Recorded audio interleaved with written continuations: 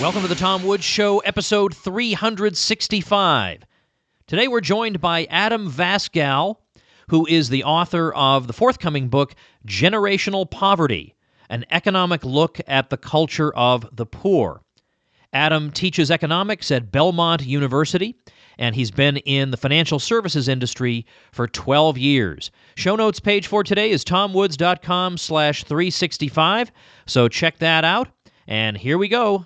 I'm talking to Adam Vasgal. Adam, welcome to the show. Hey, thank you. Thanks for having me.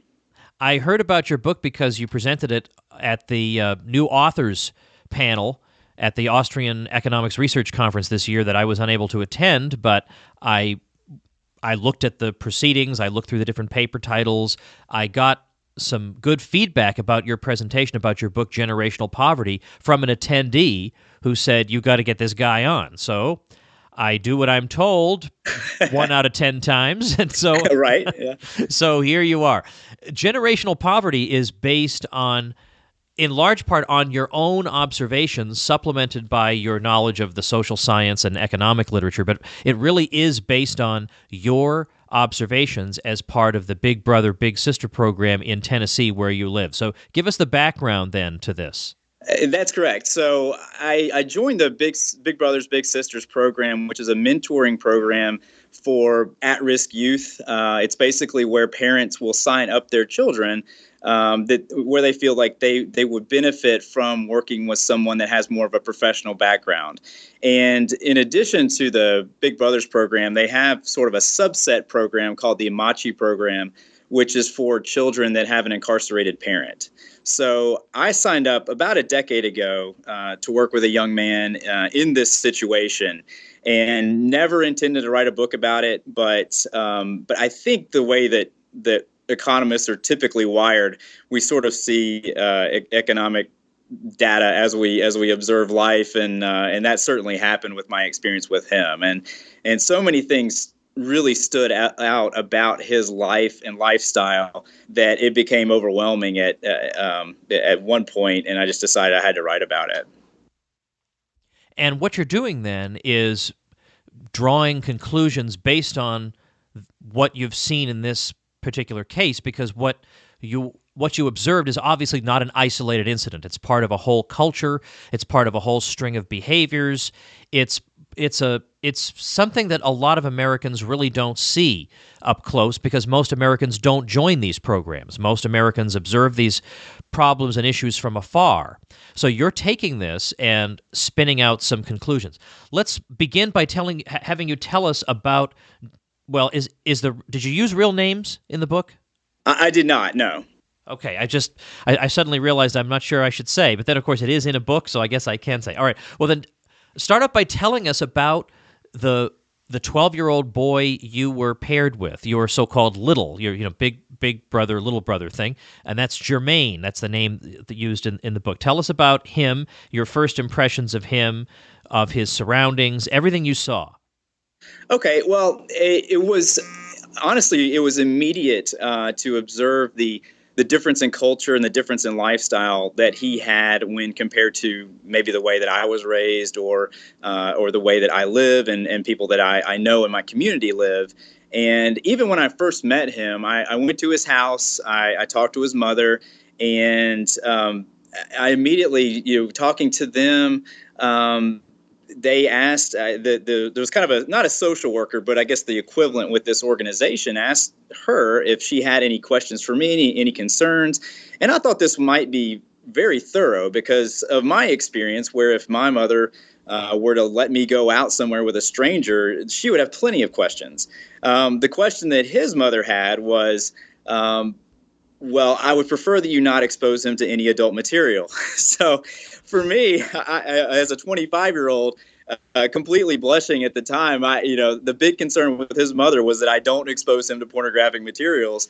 And I was like, oh my goodness. I'm pretty sure they throw you out of the program if you do that. Yeah. It would be like the last thing in the world you would think to do. That was my thought exactly. I was like, well, if that is her big concern, then I think I should be a positive influence on this young man.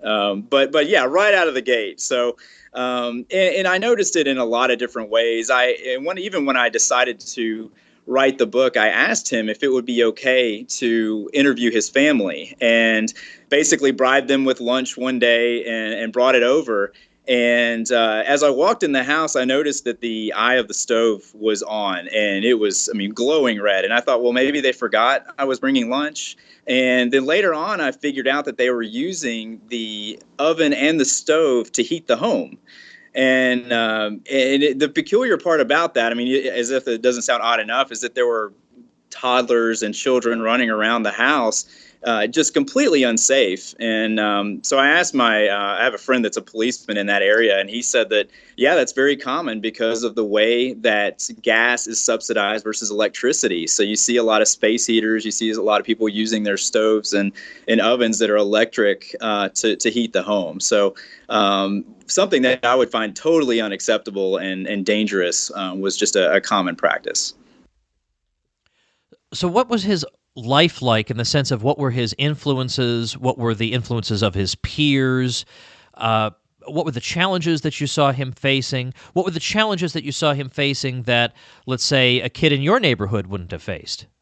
Yeah, that was the part of the relationship that I wasn't ready for, and I wish that I had known that up front. And hopefully my book helps with people that find themselves in a similar situation for a mentoring program. But with him, it's a total battle against the culture that has formed in his society.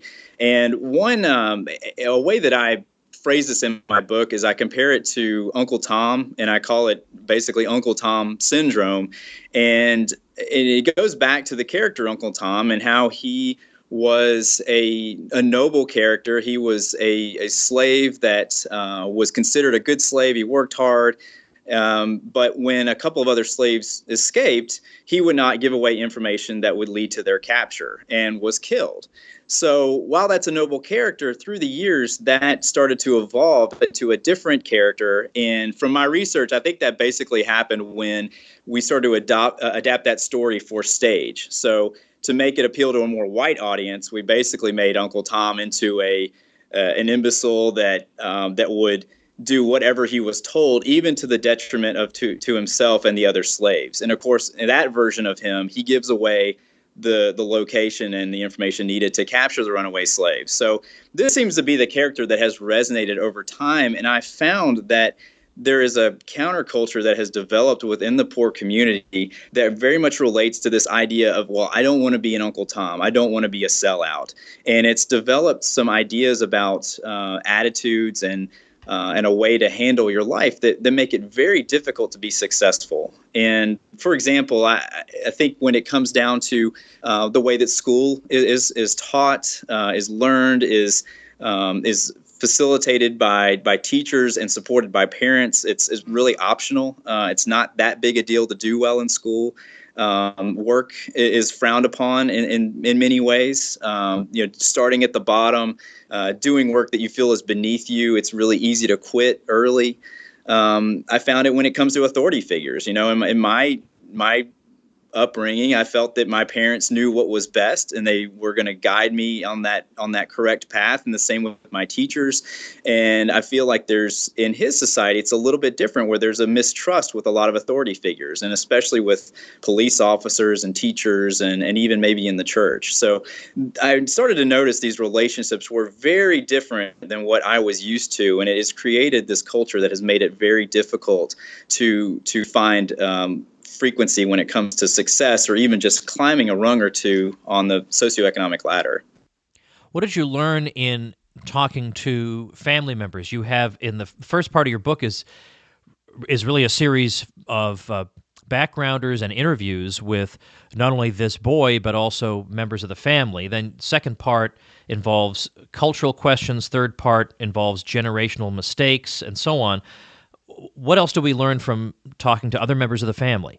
His family is fascinating. They're all very different. I mean, he has a twin brother that has had all kinds of run-ins with authority and the law in general. His first arrest, I will never forget, was when he held up a pizza place at gunpoint because he was hungry. And then he's had multiple arrests since this time. Even when I wanted to interview him, he was battling a rape charge. So lots of issues for this young man. The sister, she just had her fourth kid. She had three when she was a teenager. Again, that's a cultural thing that happens very often. You have children being born very frequently and at a young age, and that makes it very difficult as well. So she's battling with that, and then the young man I work with has Crohn's disease, and so for him, I felt like that was going to be difficult for him to move past because he got disability for that issue.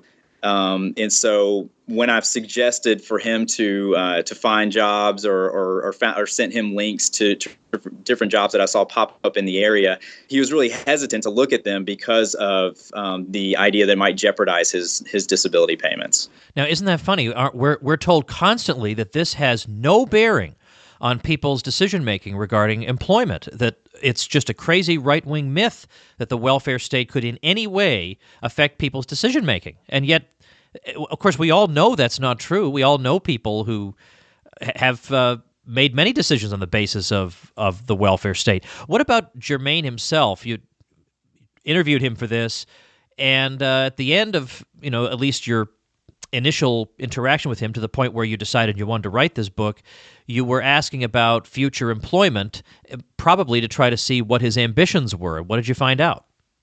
It was disappointing, and honestly, for me, I think that was some of the motivation for the book, was really my failure with him, and he's fallen into a rut where he not only has welfare and disability to support him financially, but he is a fairly responsible young man. And I know that sounds contradictory to some extent, but he is responsible to the point where he is trusted with his mother's children, his sister's children. There's aunts and uncles that are in and out of prison or have drug issues, and he watches their kids. And so, I mean, he has really become the backbone of the family, and has to stay home and watch these children. And it's heartbreaking. It really is, because I feel like the longer he takes care of these children, the longer he's out of the workforce, the more complacent he's going to be with that situation, when he's certainly capable of much more. Let's actually go on ahead to part 3 of your book, if we may. And here you're trying to draw some overall conclusions. I mean, obviously not based on the one story, but informed by your personal experiences, and then coupling that with what the social science literature has found. Well, first of all, from the point of view of state involvement, because that is what is of primary interest to my listeners, what are the messages, what are the incentives, what are the problems, lasting problems, that it's hard for you as a volunteer to overcome, that various state programs are introducing into this equation? Okay, yeah, it's I would say, when it comes to the way that the state does pay people in poverty, it does facilitate a cultural change where we've started to unwind part of the community into a dependence situation, and it's interesting when you do work with the poor, and I feel like that's an important part of this, is that you really do have to work with them and speak with them directly to get an idea of how this works. But my feeling is that they do become dependent on it, and it not only becomes a dependence, but it's more of a way of life, and they learn how to work the system. They learn what to do. I was even told by the young man I worked with that his sister had her third child because it would enable her to get her own place. And this type of thinking is so different than what I'm used to or accustomed to, but it's not that odd for that community. I mean, it's more common than you might think, and it is a way to live, but it's predicated on that idea that that the government and working the government systems is the way that you're going to survive. Chapter 15 begins with the words, "When I heard about the shooting," so situate us there. Okay. What shooting are we talking about? And then I want to talk about gangs. Okay, so sure. So Nashville has some gangs. I didn't really realize that, but my first real introduction to the gangs in Nashville were from working with this young man, and his mother dated a known gang member who went to prison. And when he went to prison, she decided that she would drive his car around while he was incarcerated. So this car was known, I guess, as a gang affiliated car. And one day while she was driving around, a rival gang in the area just opened fire on the car. So the young man I work with was not in the car, but his twin brother was, and a couple of infants were in the car as well. Luckily, neither of the infants was hit. The mother was hit once. She recovered, and the brother was hit 3 times, and he also miraculously recovered. But when he told me that story, I was shocked and infuriated at the same time. I just could not believe how irresponsible somebody could be. But it's part. Apparently, there are significant gangs in the area, and his mother had just made a horrible decision to drive this car around. You've done some reading on the general subject of gangs, and there are different explanations in the social science literature why gangs appear. They appear in some places and not in others. What are the traditional explanations that are given for this? It's a way from what I looked at, and I really enjoy the sociology side of economics, and it certainly rears its head here. But it's interesting when you start to really study gangs. I think a lot of what attracts people to gangs is that structure and discipline they've not had while they were growing up. And because when you join a gang, I mean, you fall into line. I mean, you are expected to do certain things. There's a very military type of aspect to it, where you're expected to behave a certain way and do certain things. And many of those things, of course, are illegal, but it still provides a structure that's missing in a lot of people's lives. And so if you feel like you don't have that structure at home, if you feel like you're powerless to your surroundings, a lot of times the gangs provide, in a bit of a perverse way, of course, the things that a lot of those people crave. So what conclusions can be drawn then with regard to what can be done about poverty, not just about material poverty, because I don't think this is entirely a question of material poverty. There are decisions being made here and pressures that are being put on people that are just deranged, that have nothing to do with how much stuff you have. It just has to do with how much common sense and that you have. And there are plenty of poor people who have had a lot of common sense over the years. There are plenty of poor people who have given rise to tremendous entrepreneurial achievements and so on. But how do you've got this culture of poverty, generational poverty, as you call it. How can you possibly crack through it? There may not be anything government can do about people who think in this way. Yeah, I agree. I think for me, I mean, from an economic standpoint, it was really hard for me to feel comfortable that, well, I'm paying taxes and taxes go to poor people. So in that sort of way, I am helping with the poor situation. When in fact, I feel like it's quite the opposite, where we're creating an enabling type of atmosphere that's only growing the poor population. And if you look at the numbers, there's a lot of truth to that. I mean, the math doesn't lie. So how do you fix it? And it's such a difficult problem to address. But I do feel that there are some ways that you can make a difference. I mean, I think that in my research, I found that the difference in the frequency of moving up the socioeconomic ladder from a poor community that is surrounded by other wealthy people is much, much higher than if you're in a poor community surrounded by other very poor people. So there is some some help with this just being in the United States in general.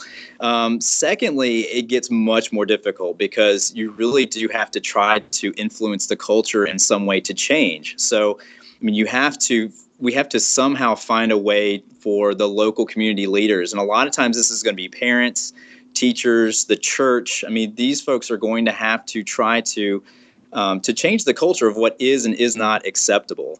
And that is incredibly difficult to do. And then the third thing, I mean, I think, as if you do have that idea or that drive where you do want to help with the poor community, I don't think that you can just rely on throwing money at the problem and then feel good about yourself, because it's not really making much of a difference, and so you do have to get involved, and you do have to roll your sleeves up and actually work one-on-one in the community.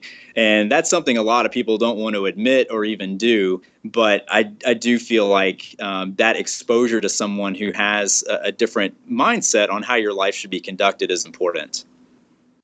It doesn't help that people who claim to be spokesmen for the black community will be people of the Jesse Jackson sort, who I recall an incident some years ago where there was a school and they had expelled some black students for just appalling violent behavior. And Jesse Jackson shows up not to sternly lecture these kids for being a disgrace, but to the contrary, he shows up to try to get them reinstated. So the message is, don't strive for excellence. I mean, nobody's even remotely calling on you to strive for excellence. It's not even remotely expected that you would strive for excellence. Instead, when you get in trouble, we'll make a lot of noise and try and clean up your mess. I mean, well, yeah. I mean, if that were the message I were getting 24 hours a day, maybe that would affect my behavior too.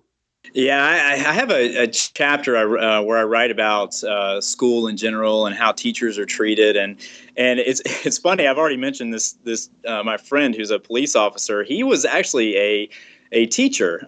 He was an English major in college and got his master's and taught in a school where a child in his class, and this is high school, so I think he was a freshman, took a swing and he tried to punch him in class. And so he told him to leave the classroom and then went into the hall where he was attacked again. And my friend's a pretty big guy, and he basically pinned the student to the wall and asked another student to go get the principal. And you fast forward a couple of weeks, and my friend's getting fired for assaulting a student. And he just asked the principal, well, how do I handle a situation where a student is attacking me? I mean, do I just let him punch me until he gets tired, or how what do I do? And they just said, you just have to back away, and then eventually the student will figure out that what they're doing is wrong. And he's like, well, unfortunately, I guess teaching is not going to be my career because I can't live with that. So it's the deterioration of our schools from that perspective. I mean, it takes a really tough, unique individual to teach, and because of that, you're finding many quality teachers that are looking for other occupations. Before I let you go, what exactly is generational about this generational poverty? What do you mean by that? Well, I think that it grows on itself, poverty, that is. And and keep in mind, this is not just the African American poor community. I mean, this is across, from my research, poor communities of all demographics. And everything that we learn, especially at an early age, comes from our parents and our family and our church and our teachers. And as the culture changes and as generations fly by, the things that we hand down are going to be the things that we learn and the way that our society is going to progress. And so from a generational perspective, we're seeing this unwinding of people from a cultural perspective where they don't know how to be successful. I mean, they literally do not know how to do it. And as the culture continues to devolve, I guess, going in the different direction than what we learn and what we support as areas to be successful, it's a really troubling trend. And so the generational nature of that is really my focus, because as it continues to trend that direction, as it continues to unwind, poverty can become a much bigger issue than it is now.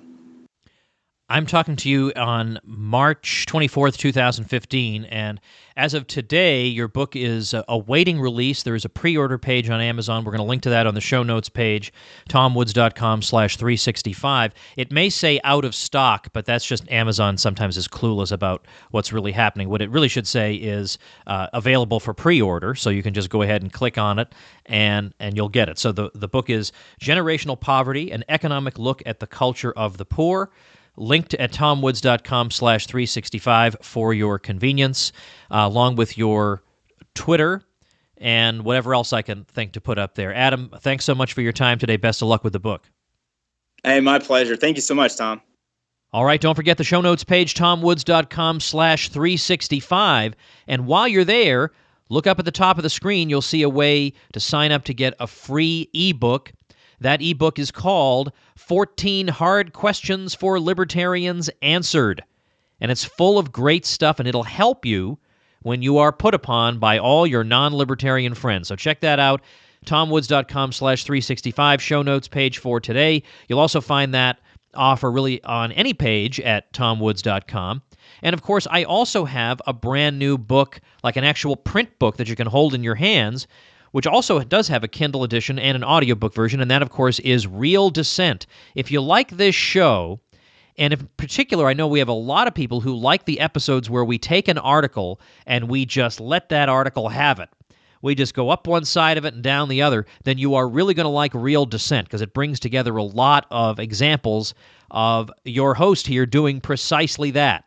So you'll enjoy it, I think, and you'll get some ammunition that you yourself can use. So that book is Real Dissent. You can check it out at a special site I set up for it, realdissent.com. And you can get the audiobook with me reading it for free via the offer at tomwoodsaudio.com. Make sure you subscribe to the show on iTunes or Stitcher so you don't miss a single episode, because we're producing another one tomorrow. We'll see you then.